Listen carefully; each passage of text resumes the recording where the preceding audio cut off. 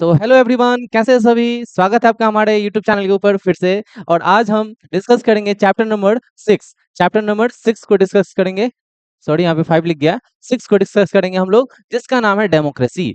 Democracy के बारे में हम लोग पढ़ेंगे और ये क्लास 9 के एनसीईआरटी न्यू एडिशन बुक से हमारा कौन ये सारा डाटा रेडी किया हुआ है। तो चलिए हम लोग बिना देरी के हम लोग समझते हैं इस चैप्टर को और तेजी से खत्म करते हैं इस चैप्टर को। ठीक है, तो चलिए स्टार्ट करते हैं। और हम लोग को इसमें पढ़ना क्या है, ये पहले हम लोग डिस्कस करते हैं। पहले हम लोग डिस्कस करेंगे कि क्या क्या इसमें हम लोग को पढ़ना है। तो ये चीज हमारा पहले कॉन्सेप्ट क्लियर होना चाहिए कि क्या क्या पढ़ना है। तो सबसे पहले हम लोग डिस्कस करेंगे इंट्रोडक्शन, यानी हम लोग जानेंगे इंट्रोडक्शन में कि डेमोक्रेसी क्या है ना, ये समझेंगे। फिर दूसरा जानेंगे कि इसका हिस्ट्री क्या है, डेमोक्रेसी का हिस्ट्री क्या है, और ये आखिरकार डेमोक्रेसी का कॉन्सेप्ट आया कहाँ से है ना। क्या इंडिया से डेमोक्रेसी का कॉन्सेप्ट आया है या फिर कहीं और से आया है, ये भी जानेंगे हम लोग इसमें। थर्ड क्या जानेंगे कि प्रिंसिपल ऑफ डेमोक्रेसी, यानी इसके प्रिंसिपल्स क्या क्या है, इसके फीचर्स क्या क्या है, वो समझेंगे हम लोग। ठीक है, फिर फोर्थ जानेंगे हम लोग डेमोक्रेसी कैसे काम करता है, ये इसका वैल्यू क्या क्या है, ये कैसा कॉन्सेप्ट पे काम करता है, ये भी समझेंगे हम लोग। फिर फोर्थ जानेंगे रोल ऑफ मीडिया, मीडिया का रोल क्या है डेमोक्रेसी के अंदर, ये समझेंगे हम लोग। फिर सिक्स्थ जानेंगे हम लोग किसका, टाइप्स ऑफ डेमोक्रेसी, यानी डेमोक्रेसी कितने टाइप्स का होता है, क्या डेमोक्रेसी भी अलग अलग कैटेगरी में बटा हुआ है, ये भी समझेंगे हम लोग। फिर सेवंथ में हम लोग समझेंगे how democracy function across the world, पूरे वर्ल्ड में डेमोक्रेसी का जो टाइप है वो कौन कौन से टाइप फंक्शन काम करते हैं, कैसे काम करते हैं, ये समझेंगे हम लोग। ठीक है, इंडिया में कौन सा टाइप का डेमोक्रेसी है, ये भी जानेंगे। यूएसए में कौन सा है, ये भी जानेंगे। कनाडा में कौन सा है, ये भी जानेंगे। यानी ओवरऑल अगर बात करेंगे जहां जहां डेमोक्रेसी होता है फॉलो, वहां पे किस तरह का डेमोक्रेसी हो सकता है, ये समझेंगे हम लोग। ठीक है, फिर फिर 8 में हम लोग क्या जानेंगे, डेमोक्रेसी प्रैक्टिस में, यानी इंडिया के अंदर सिर्फ डेमोक्रेसी पेपर पे ही है या फिर प्रैक्टिस में, मतलब ग्राउंड लेवल पे लोगों के बीच डेमोक्रेसी कैसा है, किस तरह का है, ये भी समझेंगे हम लोग। क्या डेमोक्रेसी सही मायने में काम कर रहा है हमारे भारत के अंदर,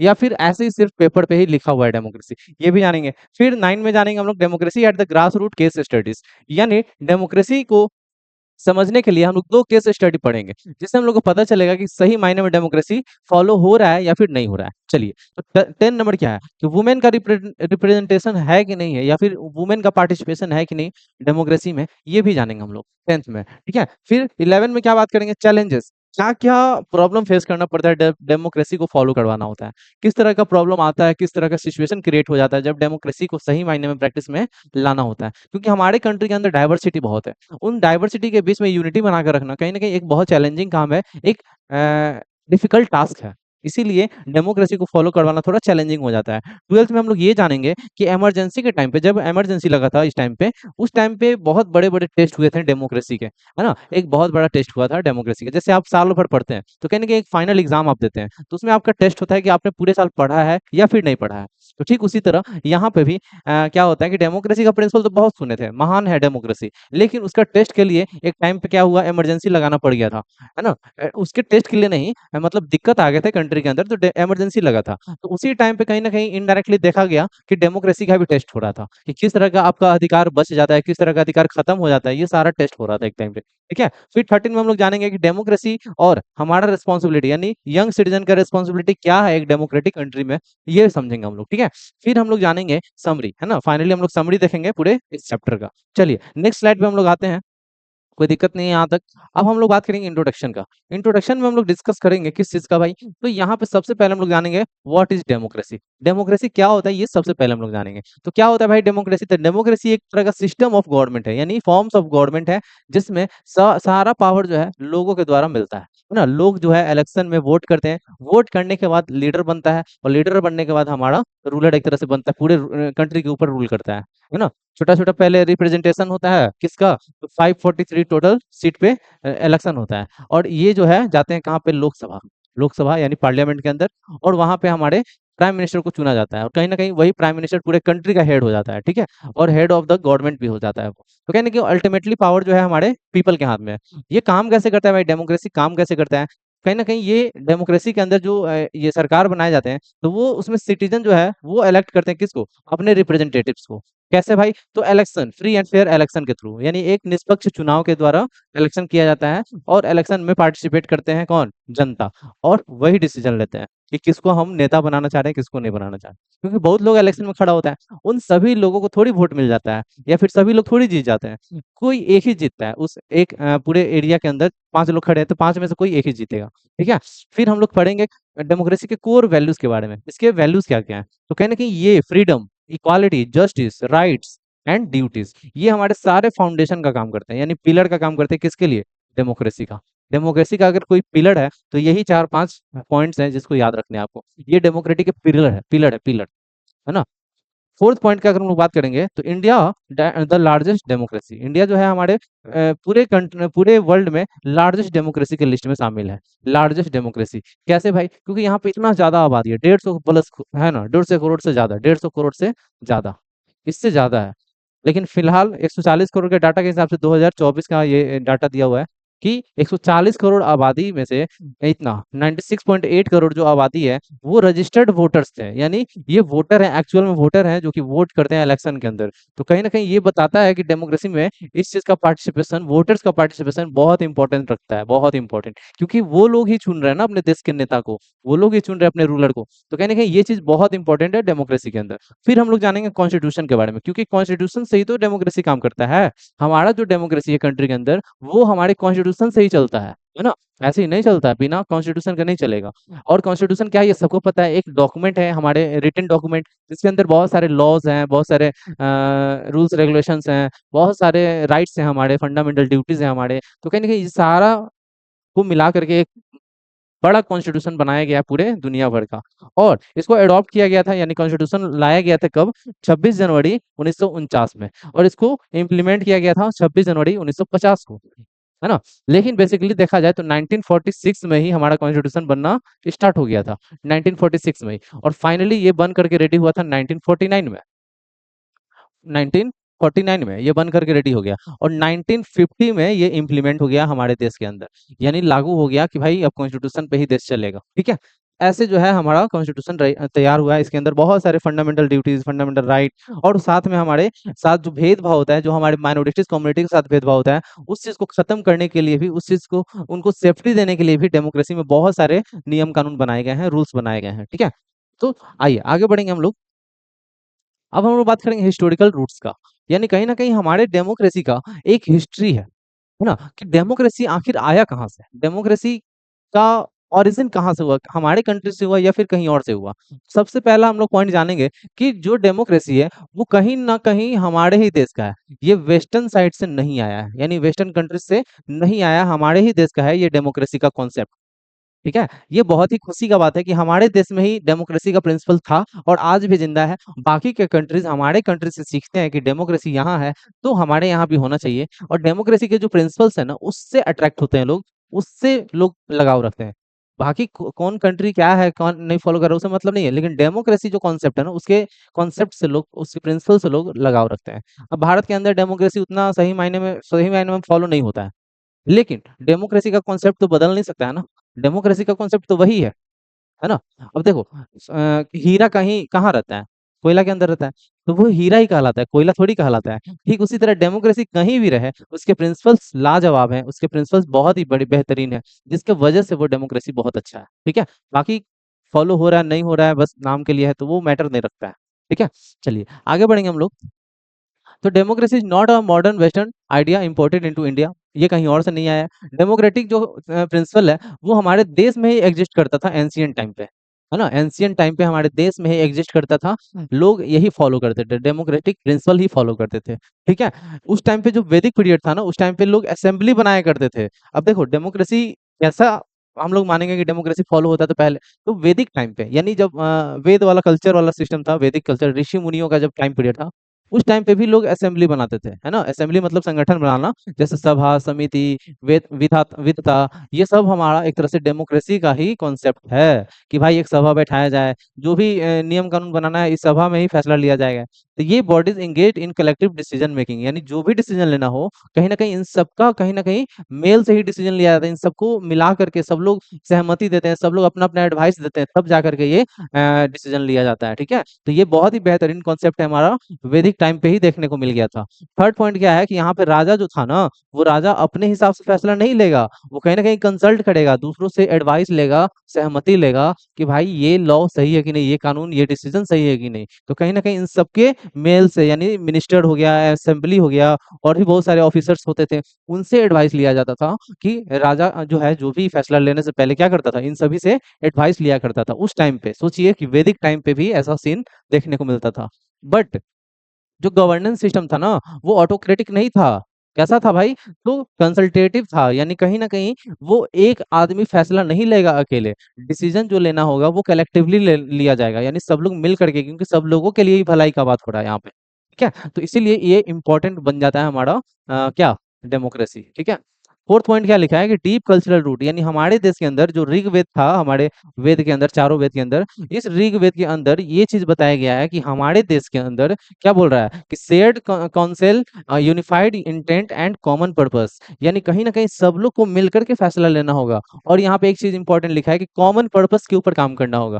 जस्ट लाइक आज के टाइम पे हमारे सरकार को मेन मुद्दा क्या है, सरकार के लिए मेन मुद्दा क्या है कि सबको रोड चाहिए, सबको हॉस्पिटल चाहिए, सबको एजुकेशन चाहिए। तो ये मेन मुद्दा हो गया। तो ये इसी मेन यानी कॉमन पर्पस यही हो गया पूरे देश के अंदर। तो कहीं ना कहीं इसी के ऊपर सरकार क्या करेगा, काम करेगा, इसी के ऊपर इन्वेस्ट भी करेगा, और इसी के ऊपर जो है कि जो जितना भी अपना पॉजिटिव चीज है वो इन्वॉल्व करेगा। तो कहीं ना कहीं उस टाइम पे भी ये कॉन्सेप्ट पे काम होता था। यही वैल्यू जो है डीप रूट बनाता है किसको, कंसल्टेशन वाले सिस्टम को, यानी एडवाइस लेकर के। जैसे आज के टाइम पे जो भी फैसला होगा तो कहीं ना कहीं क्या बोलते हैं उसको, जैसे रेलवे का कुछ काम करवाना है तो रेलवे मिनिस्टर से कंसल्ट किया जाएगा कि क्या क्या कहाँ कहाँ पे कौन सा दिक्कत है। एजुकेशन में कोई दिक्कत है, एजुकेशन मिनिस्टर से राय लिया जाएगा, एडवाइस लिया जाएगा कि कहाँ पे कोई दिक्कत है, वहाँ पे एजुकेशन सुधारना है। या फिर हॉस्पिटल का बात हो, हेल्थ मिनिस्टर से काम होगा। तो कहीं ना कहीं हर मिनिस्टर अपने अपने सेक्टर से अपना प्रॉब्लम बताते हैं और उसी हिसाब से कंसल्ट होता है, और एक तरह से कलेक्टिव रिस्पॉन्सिबिलिटी के जैसा ही काम करा जाता था पहले के टाइम पे भी। ठीक है, तो हमारा ये सारा चारों कॉन्सेप्ट जो है कहीं ना कहीं हमारा जुड़ा हुआ है किससे, डेमोक्रेसी से। तो ये हमारा कहीं ना कहीं बहुत इंपॉर्टेंट पॉइंट बन जाता है हमारे डेमोक्रेसी के लिए। तो देखो अर्ली टाइम पे डेमोक्रेसी प्रैक्टिस में कैसा था ये जानेंगे।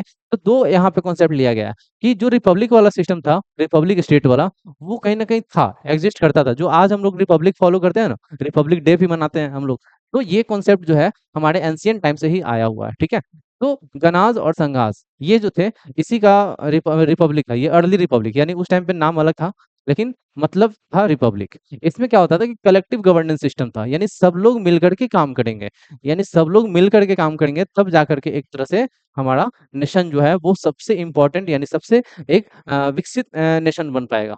है ना, जैसे ये सभी लोग मिलकर के डिसीजन ले रहे हैं, तो किन के बिहाफ में ले रहे हैं, अपनी फैमिली के बिहाफ में, अपने बिहाफ में, है ना। लेकिन लेकिन आज के टाइम पे क्या है कि सरकार डिसीजन लेता है तो सरकार पे ही इम्प्लीमेंट नहीं होता है ना, सरकार ही नहीं मानता है। लेकिन एक टाइम था कि जो डिसीजन ले रहा है ना, तो कहीं ना कहीं उनके ऊपर भी इम्प्लीमेंट होता है। आज के टाइम पे क्या है, आज के टाइम पे वही चीज है, लेकिन लेकिन अलग है, प्रैक्टिस में अलग है, हमारे ग्राउंड लेवल पे अलग है। तो इसीलिए जो है कि पहले वाला ही दिन सही था। अब यहाँ पे देखो संघास और गणास सिस्टम में क्या था, संघास और गणास सिस्टम में कि लीडर जो थे यहाँ पे चूज किए जाते थे, है ना, लीडर यहाँ पे चुने जाते थे, ना कि इम्पोज किए जाते थे कि जबरदस्ती कोई लीडर बन जाएगा आकर के, जबरदस्ती कोई राजा बन जाएगा, नहीं। यहाँ पे चुने जाते थे बाई इलेक्शन, बाई कंसल्ट, है ना, ये सारे चीज। Decision were taken collectively not by one, यानी एक इंसान डिसीजन नहीं लेता था, सब लोग मिलकर के डिसीजन लेते थे। यानी ये लोग भी भाग लेंगे, सब लोग भाग लेंगे, तो कहीं ना कहीं डिसीजन जो है ऐसा ही लिया जाता है। जैसे आज के टाइम पे क्या है, जैसे मान लो ये प्रधानमंत्री है और ये सारे इसके कैबिनेट मिनिस्टर है, तो ये सब लोग मिलकर के डिसीजन लेंगे और इनको एडवाइस देंगे, तब जाकर के ये फैसला लेंगे। ठीक है, तो पहले भी वही था सिस्टम। आज के टाइम पे अगर बात करेंगे बुद्धा का, बुद्धा जो कॉन्सेप्ट था गौतम बुद्ध का, वो कॉन्सेप्ट भी अलग था, थोड़ा बहुत अच्छा था। इनका एक बहुत अच्छा कॉन्सेप्ट है अहिंसा।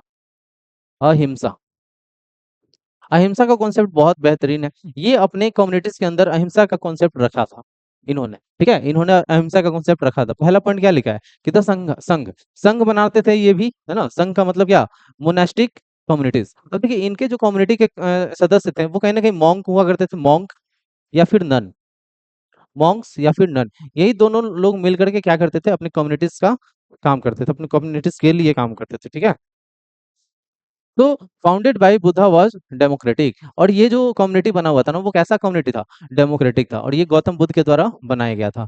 मेंबर जो थे ना ये सेलेक्टिव होते थे, नौ सेलेक्टिव होते थे, किसके द्वारा, लीडर्स के द्वारा।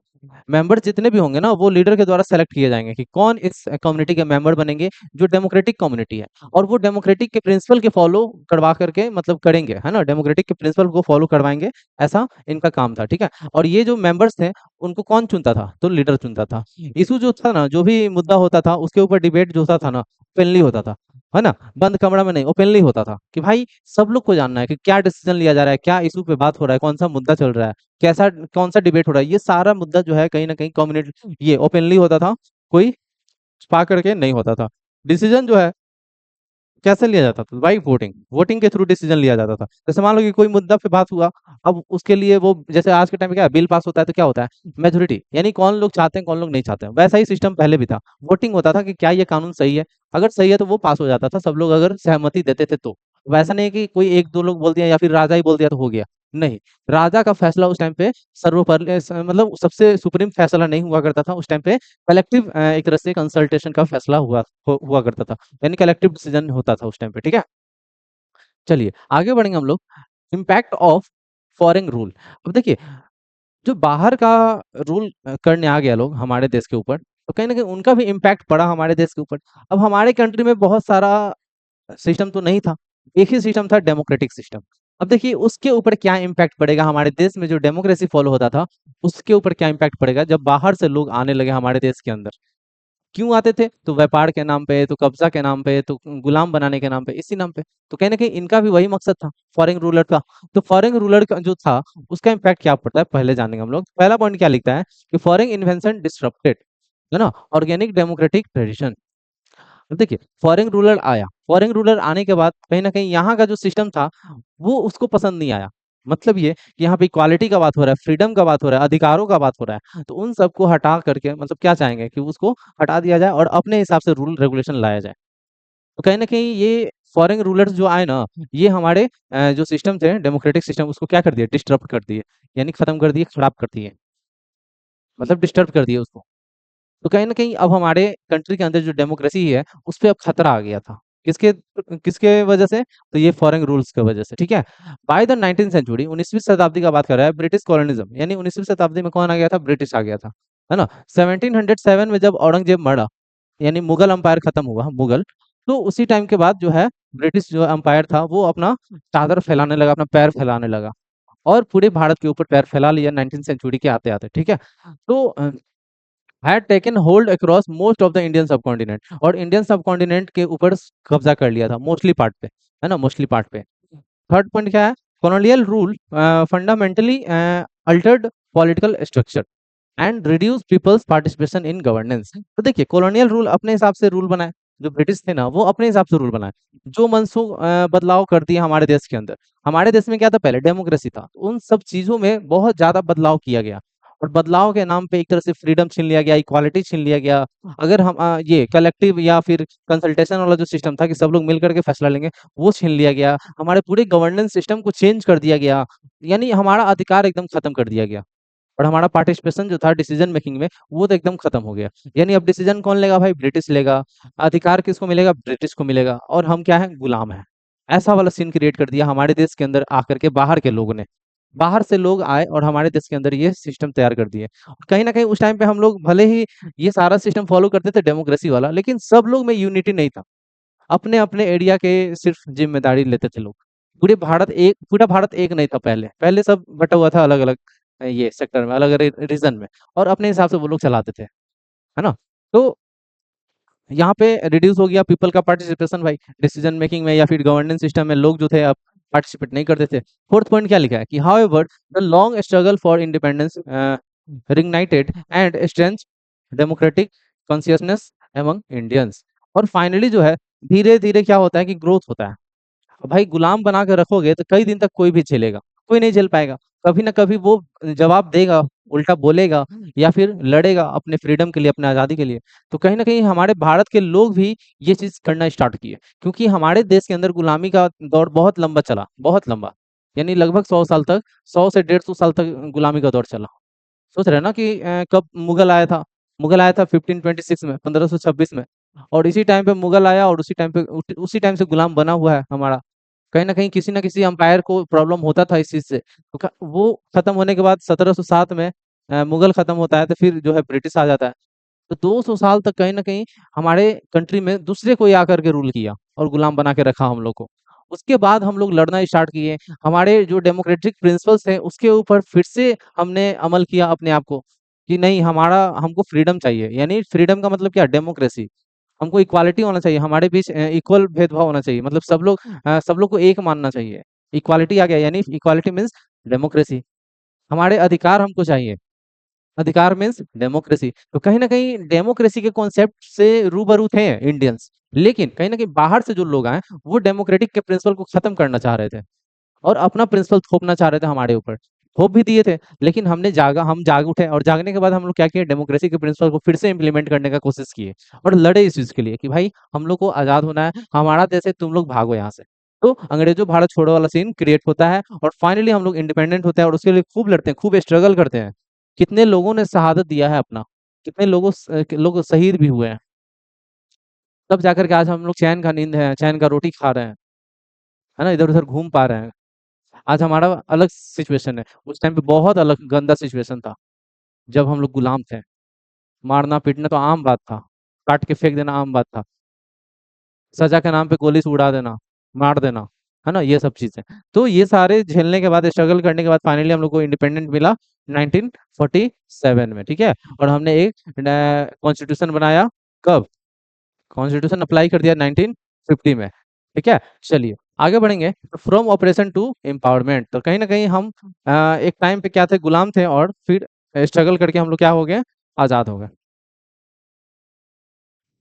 चलिए अब बढ़ेंगे आगे। The constituent assembly, how India got its constitution.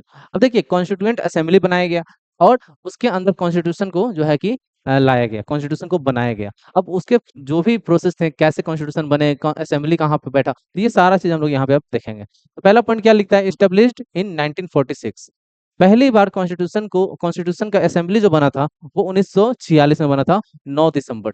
Date याद रखना है, 9 दिसंबर 1946 में कॉन्स्टिट्यूएंट असेंबली को स्टेब्लिश किया गया, बनाया गया कि भाई अब हम लोग बैठक करेंगे, बैठक करने के बाद कॉन्स्टिट्यूएंट का नक्शा बनाएंगे। अब कॉन्स्टिट्यूएंट ये कॉन्स्टिट्यूशन बनाने का काम स्टार्ट करते हैं।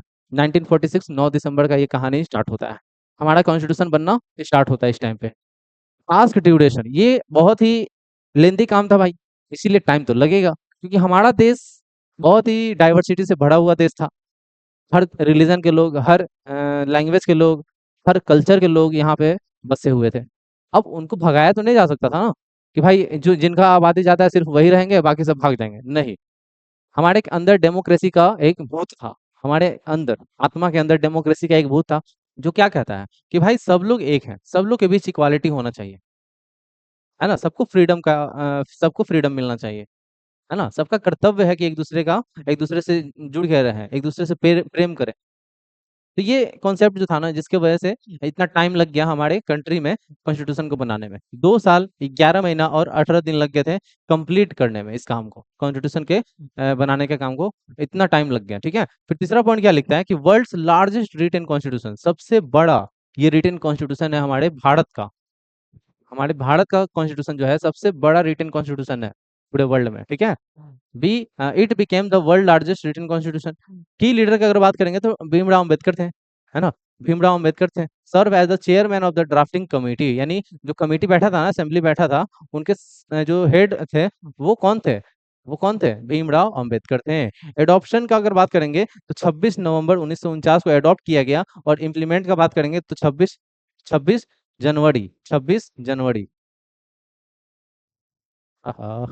कब हुआ था, 26 जनवरी 1950 को हमारा कॉन्स्टिट्यूशन ऑफ इंडिया जो है इम्प्लीमेंट हो गया था भारत के अंदर, ठीक है, भारत के अंदर। अब यहाँ पे देखो कुछ आर्टिकल दिया हुआ है, क्या है ये आर्टिकल, ये समझेंगे हम लोग, ठीक है। आर्टिकल क्या है ये समझेंगे। तो आर्टिकल 368 देखिए क्या बता रहा है। Article 368 was include to allow amendment without compromising fundamental values. तो समझिएगा यहाँ पे क्या लिखा है कि जो हमारा आर्टिकल है 368, ये बताता है कि आप कॉन्स्टिट्यूशन के अंदर क्या कर सकते हो, बदलाव कर सकते हो, बिना फंडामेंटल वैल्यूज को कंप्रोमाइज किए हुए। यानी फंडामेंटल वैल्यूज को नहीं खत्म करना है, सिर्फ और सिर्फ अगर आप कोई और बदलाव करना चाह रहे हो कॉन्स्टिट्यूशन के अंदर, कुछ और दिक्कत आ रही है उसके अंदर, या फिर कोई और कानून ऐड करना चाह रहे हो कॉन्स्टिट्यूशन के अंदर, तो उसके लिए आपको फंड ये आर्टिकल 368 दिया हुआ है। आप इसके थ्रू क्या कर सकते हो, बदलाव कर सकते हो। ये भी आर्टिकल 368 के बारे में भी मेंशन है कॉन्स्टिट्यूशन के अंदर, कि क्या-क्या, कैसे-कैसे बदलाव कर सकते हो, क्या प्रोसेस है उसका, ये सभी चीज़ मेंशन है कॉन्स्टिट्यूशन के अंदर। तो एक कॉन्स्टिट्यूशन जो हमारा है ना, कहीं न कहीं ये एक किताब नहीं है, हमारे जीने का एक ज़रिया है। हम जी रहे हैं, इस जो भी अधिकार हमको मिला है, वो हमारे अधिकारों को बताने का काम करता है कॉन्स्टिट्यूशन। तो कॉन्स्टिट्यूशन सिर्फ़ एक किताब नहीं है, वो हमारा लाइफ़ है, हमारा जीवन है। हमारे देश को बचाए रखने का एक ज़रिया है। नहीं तो कितने लीडर ऐसे आए, जो कि लूटने के फिराक में थे, किसको? भारत को। लेकिन कॉन्स्टिट्यूशन ने उनको बाँध रखा है, कि नहीं, अगर हम लूटने का काम करेंगे तो क्या होगा? हमको जनता हटा देगा, अगली बार वोट नहीं देगा। तो इसी डर ये जो डर है ना हमारे लीडर्स के बीच, हमारे सिटीज़न में जो वैसे लोग हैं जो क्राइम करते हैं उनके बीच, कि कॉन्स्टिट्यूशन है हमारे देश में और उसी के हिसाब से हमको सज़ा मिल सकता है, जिसके वजह से कॉन्स्टिट्यूशन जो है मोस्ट इम्पोर्टेंट बन जाता है। जो आम जनता है, जो इनोसेंट पीपल है उनके लिए, ठीक है? मोस्ट इम्पोर्टेंट है उनके लिए, ठीक है? कुछ ऐसे भी लोग हैं जो माइनॉरिटी में आते हैं, तो उनको सेफ्टी देने के लिए, उनको प्रोटेक्शन देने के लिए भी कॉन्स्टिट्यूशन बहुत इम्पोर्टेंट है। चलिए, आगे बात करेंगे हम लोग। इन शॉर्ट में वही चीज़ लिखा हुआ है नीचे, जो ऊपर में पढ़े हम लोग। आगे हमारा principle of democracy in India. अब चलिए प्रिंसिपल्स का बात कर लेंगे कि डेमोक्रेसी जो भारत में है, उनके क्या-क्या प्रिंसिपल हैं। इन शॉर्ट में तो हम लोग पढ़ लिए थे। प्रिंसिपल जो है फ्रीडम है, इक्वालिटी है, फंडामेंटल राइट्स है, ये सारे प्रिंसिपल हैं हमारे। लेकिन अब करके एक-एक करके हम लोग समझेंगे कि पॉपुलर सोवरेनिटी अब ये क्या बताता है? पॉपुलर सोवरेनिटी क्या बताता है भाई? तो हमारे देश के संप्रभुता के बारे में बताता है। तो power belongs to the people. हम लोग को पता है कि पावर जो है वो कहीं न कहीं अल्टीमेटली पावर किसके पास है? पीपल के पास है। यानी लोग, जनता के पास है। तो वो जनता जो है हमारे लिए इम्पोर्टेंट है। क्यों भाई? क्योंकि जनता ही क्या करेगा? सरकार बनाएगा, जनता ही सरकार गिराएगा, है ना? तो इसीलिए जनता इम्पोर्टेंट है। तो चलिए एक-एक पॉइंट करके हम लोग समझते हैं। पहला, power belongs to the people, ये हम लोग जान गए कि in a democracy all authority belongs to ultimately to the people, यानी लोगों के पास ही पावर है। दूसरा, government get power from citizens, यानी सरकार के पास भी जो पावर आता है वो कहाँ से आता है? सिटीजन से ही आता है, यानी जनता से ही पावर उनके पास आया हुआ है। तो इसीलिए अल्टीमेटली पावर किसके पास है? जनता के पास है। The government drives it legitimacy from citizen, not from hereditary divine right और फोर्स। यानी डेमोक्रेसी के अंदर आप जबरदस्ती लीडर नहीं बन सकते हो, है ना? हेरिडेटरी वाला सिस्टम नहीं है कि हमारे पापा प्राइम मिनिस्टर थे तो हम भी प्राइम मिनिस्टर बनेंगे, ये वाला सिस्टम नहीं है ना? यहाँ पे आपको अल्टीमेटली एक इलेक्शन होगा और इलेक्शन में वोट आपको मिलना चाहिए, तब आप जीत पाओगे, ठीक है? थर्ड पॉइंट क्या लिखता है कि elected government make law and policies. जो इलेक्टेड गवर्नमेंट होता है, कहीं ना कहीं सोवरेनिटी के अंदर, संप्रभुता के अंदर क्या होता है कि इलेक्टेड गवर्नमेंट ही क्या करता है? लॉ बनाता है और पॉलिसी बनाता है, ठीक है? इलेक्टेड मेंबर ही लॉ बनाता है, पॉलिसी बनाता है, लेकिन on the behalf of people, यानी लोगों के ही बिहाफ में, लोगों के फेवर में वो ये लॉ बनना चाहिए। अब ये नहीं कि लोगों का ही नुकसान हो जाए उससे, उस लॉ से, वैसा लॉ नहीं बनना चाहिए। ये कहता है हमारा कॉन्स्टिट्यूशन, ये कहता है हमारा डेमोक्रेसी। फोर्थ पॉइंट क्या है कि राइट टू वोट, यानी जो वोट का अधिकार है वो मिलना चाहिए किसको भाई? तो यूनिवर्सल एडल्ट फ्रेंचाइज को, यानी एडल्ट को, 18 या फिर 18 प्लस, ठीक है? इस वैसे सिटीजन जो 18 या फिर 18 प्लस के हैं, इनको वोटिंग राइट मिलेगा। अब ये नहीं कि किसी को मिल जाए, बाहर से आए लोगों, पाकिस्तान से आया और कह रहा है हम भी 18 साल के हैं भाई, हमको ही वोट देना है। तो वैसा नहीं हो सकता है। यहाँ पे आपको क्या करना है कि आपके देश के ही सिटीजन होने चाहिए वो, है ना? देश के ही सिटीजन होने चाहिए, तभी उनको वोट मिलने का अधिकार मिलेगा।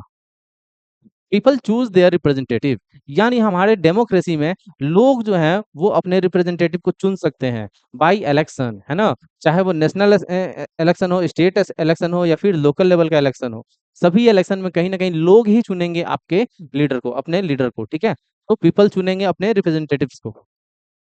Bedrock of popular sovereignty. अब देखिए, सोवरेनिटी यानी संप्रभुता जो है हमारा, उसका मेन पिलर क्या है? तो this participation is the bedrock of the popular sovereignty. तो ये सारा यानी पार्टिसिपेशन ऑफ पीपल, यहाँ पे प्रॉपर हम लोग बोल सकते हैं पार्टिसिपेशन ऑफ पीपल, यानी यही हमारा बेडरॉक का काम करता है सोवरेनिटी का, ठीक है? सोवरेनिटी का।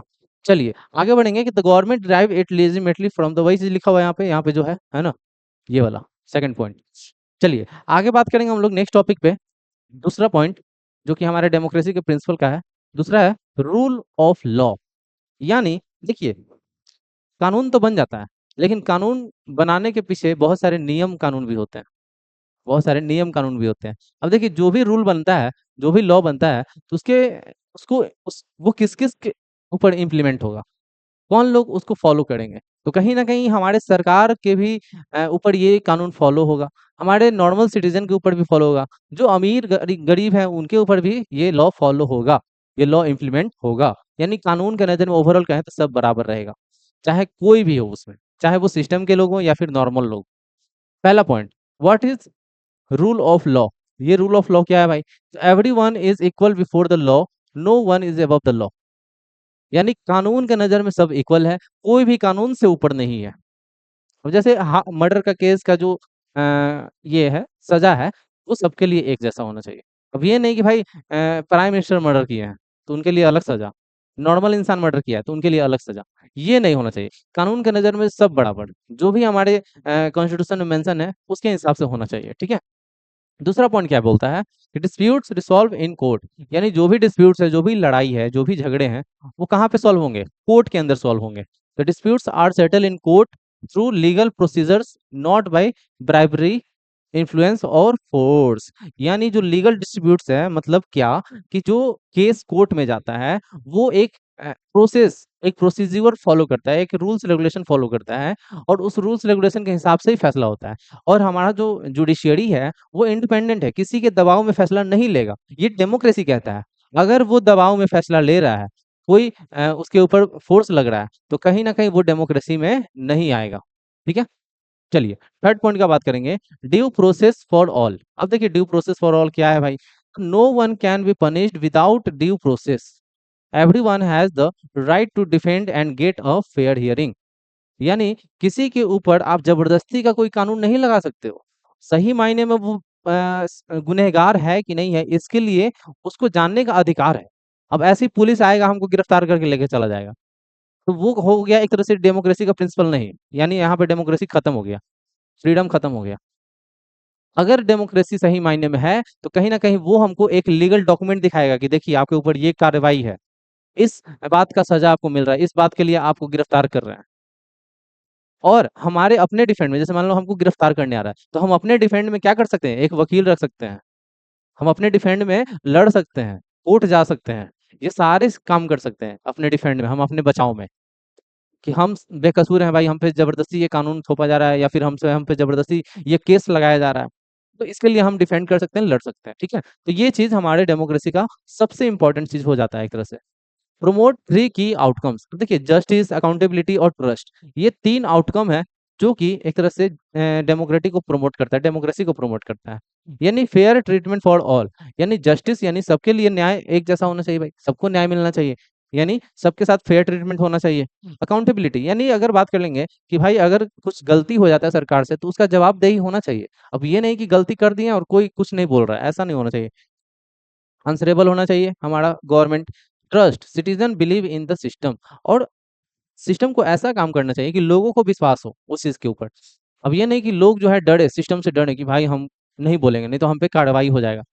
आज के टाइम पे वही हो रहा है, पुलिस से लोग डरता है, जबकि पुलिस हमारे लिए ही है, हमारे सेफ्टी के लिए है, हमारे बचाव के लिए है, एक तरह से हमारा सर्वेंट है वो लोग। फिर भी पुलिस से लोग डरता है, ठीक है, कि हमको पकड़ के ना लेकर चल जाए, हमको मारने ना लगे, या फिर और कोई कानून केस ना लगा दे हमारे ऊपर। तो बहुत सारा कारण है जो कि पुलिस से डरते हैं लोग आज के टाइम पे। तो भाई की टर्म्स एक तरह से बात करेंगे, तो इक्वालिटी बिफोर लॉ, है ना, इक्वल प्रोटेक्शन ऑफ लॉ, और प्रोसीजरल एस्टेब्लिशमेंट बाय लॉ, यानी जो भी लॉ बना है उसमें सब इक्वल होंगे, जो भी कानून बना है सबको प्रोटेक्शन मिलेगा उससे, है ना। प्रोसीजर एस्टेब्लिश्ड बाय लॉ, यानी जो भी कानून बना है उसको एक प्रोसीजर से फॉलो करना है। एनी पनिशमेंट और restriction must follow the process, यानी जो भी आप जिसको भी सजा दे रहे हो, जिसको भी आप बेकसूर या फिर जिसको भी न्याय दे रहे हो, तो कहीं ना कहीं एक प्रोसेस को फॉलो करना है आपको, एक फेयर तरीका, यानी एक ईमानदारी वाला तरीका से उसको एक तरह से न्याय दिलाना है। अब ये नहीं कि आपको हम न्याय दिलाएंगे, 5 लाख घूस लगेगा, वकील घूस लेता है, पुलिस घूस लेता है, ऐसा होता है ना सिस्टम। तो कहीं न कहीं यहाँ पे एक नियम कानून बना हुआ है, उसके हिसाब से चलना है और उसको फॉलो करते हुए चलना है। चलिए, आगे बात करेंगे नेक्स्ट स्लाइड के ऊपर, और बी के बाद हमारा सी आ जाता है, फंडामेंटल राइट्स, है ना? फंडामेंटल राइट्स, ये सी है हमारा, fundamental rights. Right to equality, right to equality क्या है सबको पता है भाई? राइट टू इक्वालिटी क्या है सबको पता है? यानी समानता का अधिकार, समानता का अधिकार। आर्टिकल 14 से 18 के बीच में आपको राइट टू इक्वालिटी का बात होता है। आर्टिकल 14 से 80, इधर हम लोग मान लेते हैं कि बड़े बड़े अमीर लोग हैं और इधर गरीब लोग हैं, तो तराजू देख रहे हो ना, बराबर है। तो ये होना चाहिए एक डेमोक्रेटिक प्रिंसिपल का value. Ensure equality before law, यानी कानून की नज़र में सब बराबर है, किसी के साथ कोई भेदभाव नहीं हो रहा है किसी मामले में, जैसे धर्म के मामले में भेदभाव, यानी रेस के मामले में, कास्ट के मामले में, सेक्स के मामले में, बर्थ प्लेस ऑफ बर्थ के मामले में, यानी किसी मामले में, है ना। जैसे धर्म आपका अलग अलग है तो उसमें भेदभाव नहीं होना चाहिए, या फिर आप अमीर हो या फिर गरीब हो उसमें भेदभाव नहीं होना चाहिए, या फिर कास्ट अलग है तो उसमें भेदभाव नहीं होना चाहिए, या फिर लड़का लड़की में भेदभाव नहीं होना चाहिए, या फिर आप जन्म कहाँ लेते हैं उसके ऊपर भी भेदभाव होता है कि कोई झोपड़ी में जन्म ले रहा है, कोई महल में जन्म ले रहा है, तो दोनों एक दूसरे से भेदभाव करेगा कि नहीं तुम बहुत गरीब हो, ये हो, फटीचर हो। वैसा नहीं होना चाहिए। तो सब बराबर होना चाहिए, ये बराबर मानता है, ये हमारा फंडामेंटल राइट का मेन मुद्दा है ना, मेन कॉन्सेप्ट है। दूसरा है राइट टू फ्रीडम। ये आर्टिकल 19 से 22 के बीच में हमारा बिलोंग करता है, राइट टू फ्रीडम, ठीक है। राइट टू फ्रीडम 19 से 22 तक, यानी हमको आज़ादी है, आज़ादी का अधिकार है, ठीक है। बोलने का आज़ादी भी है, एक्सप्रेस करने का आज़ादी भी है, मतलब अपना पॉइंट ऑफ व्यू रख सकते हैं, असेंबली बनाने का अधिकार है, एसोसिएशन बनाने का भी अधिकार है, मूवमेंट करने का अधिकार है, रेसिडेंस यानी कहीं भी बस जाने का अधिकार है, कोई भी काम करने का अधिकार है, कोई भी प्रोफेशन। और इन सब से हमको प्रोटेक्ट भी मिलना चाहिए कि भाई हम लोग अगर मान लेते हैं आर्बिट्रेटरी अरेस्ट, यानी अगर मान लेते हैं कि कोई हमको जबरदस्ती अरेस्ट कर रहा है तो उससे हमको डिफेंड करने का भी अधिकार है, उससे लीगल डॉक्यूमेंट मांगने का अधिकार है। ये हमारा आर्टिकल 19 से 22 का होता है। अगर कोई आपको पुलिस पकड़ ले रहा है तो कहो उनको कि आर्टिकल 19 से 22 हमको ये अधिकार देता है कि हम आपसे पूछ सकते हैं कि आप क्यों हमको अरेस्ट कर रहे हैं, क्या कारण है, आप डॉक्यूमेंट दिखाइए, अरेस्ट वारंट दिखाइए, ऐसा आप बोल सकते हो, ये आपका अधिकार है। थर्ड पॉइंट क्या बोलता है कि राइट अगेंस्ट एक्सप्लॉइटेशन, यानी आपको जबरदस्ती कोई सजा नहीं दे सकता है। ये भी 23 और 24 दो आर्टिकल का बात किया जा रहा है, क्या है भाई? Prohibits human trafficking, forced labour and child labour in hazardous work, यानी यहाँ पे आपसे बात कर रहा है कि कोई भी इलीगल तरीके से आप काम नहीं कर सकते हो, किसी के साथ जबरदस्ती नहीं कर सकते हो, चाइल्ड लेबर नहीं करवा सकते हो, बच्चों से काम नहीं करवा सकते हो, किसी से जबरदस्ती कोई काम नहीं करवा सकते हो। जैसे मान लो कि हमको कोई काम में मन नहीं लग रहा है, फिर भी हम जबरदस्ती किए जा रहे हैं वो, क्योंकि मेरा मालिक मुझसे करवा रहा है, तो कहीं ना कहीं हम जा करके उसके ऊपर केस कर सकते हैं, क्योंकि हमारा फंडामेंटल राइट है, हमारा अधिकार है कि भाई आप हमसे जबरदस्ती काम नहीं करवा सकते हो, ठीक है। तो ये भी आपके लिए बहुत ही प्लस पॉइंट है। ये है हमारा फोर्थ नंबर की राइट फ्रीडम ऑफ रिलीजन, यानी आप कोई भी धर्म फॉलो कर सकते हो, ये आर्टिकल 25 से 28 के बीच में मेंशन है। Allow freedom to process profess practice and propagate any religion, कहीं ना कहीं आपको ये अधिकार मिलता है कि आप कोई भी धर्म फॉलो करो, प्रैक्टिस करो, मतलब उसको इम्प्लीमेंट करो अपने लाइफ में, उसका प्रचार करो, या फिर कुछ भी आप धर्म के हिसाब से कर सकते हो, ठीक है। एक तरह से सेकुलर करेक्टर का बात किया जा रहा है हमारे इस अधिकार के अंदर। पांचवा क्या है कि कल्चरल एंड एजुकेशनल राइट, यानी आपका जो कल्चर है आप उसके लिए फ्री हो, फ्रीडम है आपके लिए कि आप उस कल्चर को अपने लाइफ में इम्प्लीमेंट कर सकते हो, आप उस कल्चर को फॉलो कर सकते हो। आप पढ़ने का अधिकार भी आपको, एजुकेशनल राइट भी है आपको, है ना। आप किसी कल्चर को भी पढ़ सकते हो, समझ सकते हो, कोई दिक्कत नहीं, कोई नहीं रोकेगा आपको। तो ये 29-30 आर्टिकल जो है ये बताता है cultural educational rights. Protect right of linguistic and religion minorities of conserve culture and establish educational institute, यानी कहीं ना कहीं कल्चरल एजुकेशनल भी आप प्रोवाइड कर सकते हो किसी को, या फिर आप खुद ले भी सकते हो, कोई आपको रोक टोक नहीं करेगा। आप कोई भी लैंग्वेज बोल सकते हो, लैंग्वेज का भी फ्रीडम है आपको, है ना। कोई भी लैंग्वेज का पढ़ाई करवा सकते हो। रिलीजन माइनॉरिटीज जो हैं उनके लिए भी बहुत सारे आर्टिकल जो हैं बनाए गए हैं, 29 और 30 जो है कि आप, आपका कल्चर सुरक्षित है, आप डरिए नहीं। होता है ना कि कोई छोटा सा कम्युनिटी है, उनका उनका कल्चर मतलब बहुत नॉर्मल है, अब उस कल्चर को कहीं ना कहीं ऑपरेस कर दिया जाएगा, तो ऐसा नहीं होना चाहिए। हमारा डेमोक्रेसी क्या कहता है कि आपको इसका भी अधिकार है, आप अपने कल्चर को प्रैक्टिस कर सकते हो, ठीक है। तो ये चीज बताता है। सिक्स पॉइंट क्या बताता है? राइट टू कॉन्स्टिट्यूशनल रेमेडीज, यानी allow citizen to approach court to enforce their fundamental right. अगर आपके फंडामेंटल राइट के साथ कोई खिलवाड़ कर रहा है, या फिर आपके आपके साथ कोई भेदभाव कर रहा है, आप क्या कर सकते हो? आप इन्फोर्स कर सकते हो, यानी लड़ सकते हो। भीमराव अम्बेडकर इसको क्या बोला है? Heart and the soul of constitution, यानी ये जो हमारा आर्टिकल है, आर्टिकल 32, इसको जैसे नाम दिया गया राइट टू कॉन्स्टिट्यूशनल रेमेडीज, इसको कहा जाता है heart and soul of constitution, है ना। यानी संविधान का हृदय बोला जाता है, आत्मा और हृदय।